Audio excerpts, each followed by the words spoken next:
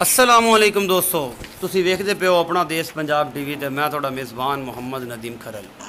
सब तो पहले अपने चैनल को करना है सब्सक्राइब ते बैल आइकन दे बटन को करना है प्रेस कि मेरी हर आने वाली अच्छी और बेहतरीन वीडियो तुहाडे तक पहुँचे और अल्लाह के फजल नाल नीली दे प्योर ब्रांड तुसी हमेशा वेखो। आज तुहाडे पास स्क्रीन ते मझ चल रही है जनाब मोहतरम मेरे बड़े भाई मेरे प्यारे जिगर दे टोटे जनाब हाजी शौकत अली डोगर साहब ने।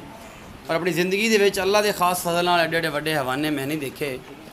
पर हाजी शौकत डोगर साहब दे बेहद मशहूर हैं कि जिन्होंने एडियां चाहतां मुहब्बतां ते प्यार दे नाल नदीम खरल अपने नाल रखा है और नीली दे ब्रांड विखाण वास्ते अपना देश पंजाब टीवी ते ही वो हमेशा एतमाद करते हैं कि अपना देश पंजाब टीवी अल्लाह के फजल नाल कोई वहद नीली का एक ब्रांड है कि जिंदे ब्रांड जानवर दिखाए जाते हैं। नीली ते काम कर रहे हैं और नीली ते जानवर लैके हाज़र होने हैं। ये जानवर फॉर सेल नहीं है, ये सिर्फ दोस्तों की मुहब्बत और चाहत वास्ते शौकीन हजरात वास्ते वीडियो अपलोड करने लगे। दूसरा सूआ सूई है पीछे कट्टी है।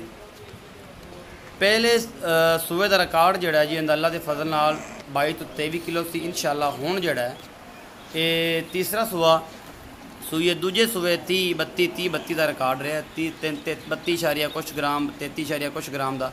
तीसरा सूआ होने सूई है पीछे दे कट्टी है। अल्लाह के फजल नाल इस दफ़ा इंशाल्लाह 35-36-40 के करीब इंशाल्लाह ये जाएगी।